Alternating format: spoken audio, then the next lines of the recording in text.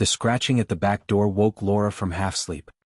Rain beat against the windows, steady and cold, and the motion sensor light flicked on outside. "Millie?" she called. Her tabby cat slipped through the pet door dripping wet, and dragging something small behind her. Laura sat up. What on earth? The little bundle squirmed weakly on the floor. Millie let go, then began licking its soaked fur with brisk, practiced strokes. It wasn't a mouse, or a kitten. Laura's breath caught. The ears were tufted, the paws too large, the markings wild. A bobcat kit, thin, trembling, barely alive.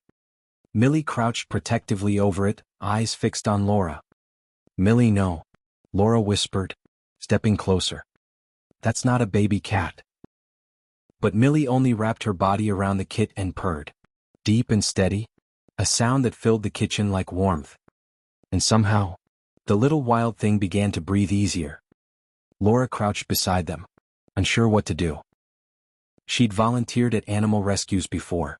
She knew wild meant dangerous, even when small. The kit's ribs showed with every breath. Mud clung to its paws, and a faint cut marked one ear. It couldn't have been more than a few weeks old. Millie ignored Laura completely. She licked the kit's face clean, nudged it closer to her belly, and gave a low trill, the same sound she'd once made to call her own litter. The kit responded with a squeak, pressing against her fur. Laura exhaled slowly. "Okay," she murmured. "You win." She fetched towels, a bowl of water and Millie's food dish. The bobcat sniffed at the kibble, then copied Millie, chewing clumsily, dropping crumbs everywhere. Thunder rumbled outside, shaking the window panes. Inside, the kitchen glowed in soft lamplight. A house cat and a wild one, huddled together as the storm raged. The first few nights were chaos. The bobcat, now named Bobby, half as a joke, woke often, crying out with sharp, throaty mews that echoed through the house. Each time, Millie answered instantly, curling around him until the sound softened into silence. Laura barely slept. She moved between the kitchen and the living room with bottles of warm milk and towels, watching as the rain hammered the windows. She called wildlife services, but the lines were still down from the storm.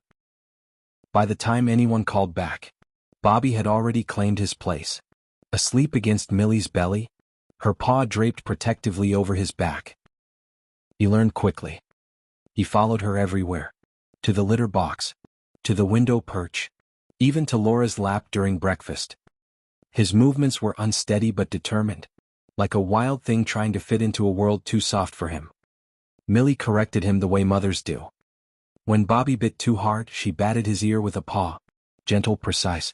When he knocked over the water bowl, she hissed once and moved to show him how to drink without spilling. Laura kept a broom nearby at first, expecting chaos or claws.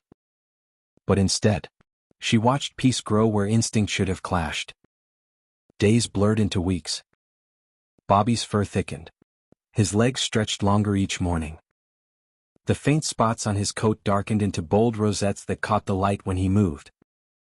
His paws were already the size of Millie's head, yet he still slept curled at her side, purring softly in rhythm with her own. Sometimes Laura would find them sitting together by the window, two shapes outlined in the gray rain light, tails flicking in slow mirrored motion as they watched the forest sway beyond the glass.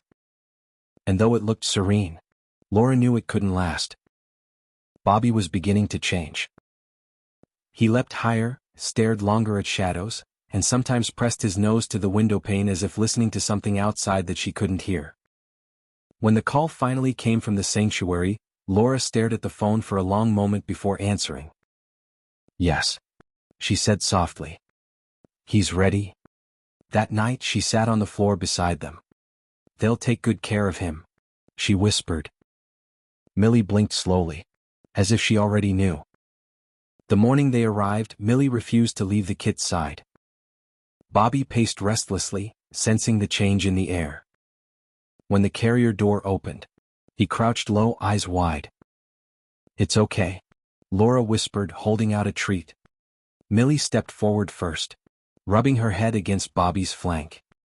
The tension in the room softened. The kit sniffed her once more, then allowed the rescuer to lift him into the crate. As the latch clicked shut, Millie let out a low, steady meow, a sound halfway between goodbye and comfort. Laura carried the crate to the porch. Rain had stopped, the air fresh and sharp. The rescue truck rumbled to life, tires crushing gravel as it rolled down the long drive.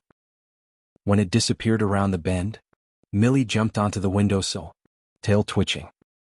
She stayed there all afternoon, staring at the empty road. Days passed. Then weeks. Millie ate, slept, purred in her usual spots. But every evening she'd return to that same window, eyes searching the horizon. Laura tried to tell herself it was a habit. But she noticed the difference in the purr. Slower, quieter, like a memory being replayed. 3 months later, the sanctuary invited Laura to visit. She carried Millie to the jeep and lifted her into the cab. The enclosure stretched wide under an open sky. When the keeper led them to a shaded pen, Laura froze. A full-grown bobcat lounged on a rock, coat shining, eyes bright amber. "That's him," the keeper said. "Bobby. He's thriving." Laura laughed through tears. "He's huge." Millie pressed her nose to the wire. For a moment, the bobcat froze, then stood, stepping forward until only the mesh separated them. He pressed his head gently against the fence. Millie mirrored him, purring low. The sound carried across the space between them, small and steady, like a heartbeat shared across distance. That evening back home, Laura left the porch light on. Teehee House felt quieter now, but not lonely. Millie jumped onto the couch, curling up where Bobby used to sleep.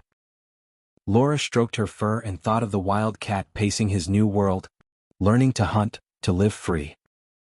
Sometimes she wondered if he remembered the softness of blankets, the hum of the fridge, the warmth of Millie's body beside his. Maybe memory in animals worked differently, not in words, but in feelings that never faded. A few weeks later, a letter arrived from the sanctuary. A photo slipped out, Bobby mid-stride, tail high, eyes alert. On the back, the keeper had written, "He's doing beautifully.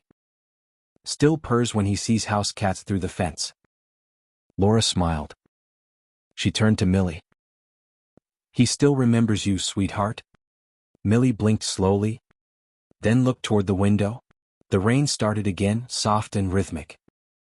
Laura followed her gaze. For a heartbeat, she imagined a shape beyond the glass, amber eyes watching through the dark, calm and familiar. She didn't move. She just whispered, "Welcome home." Every rainstorm after that, Millie sat by the window, tail wrapped neatly around her paws. Sometimes, when thunder rolled, she'd lift her head, ears twitching, eyes bright, and begin to purr low and steady. Laura liked to think she was answering something far away, another heartbeat under the same storm, another soul remembering warmth and light. Outside, the rain fell over forest and field alike, washing away the distance between wild and home. And somewhere, beneath that same gray sky, a bobcat paused in the trees, listening. Because some bonds never fade. They just grow quiet,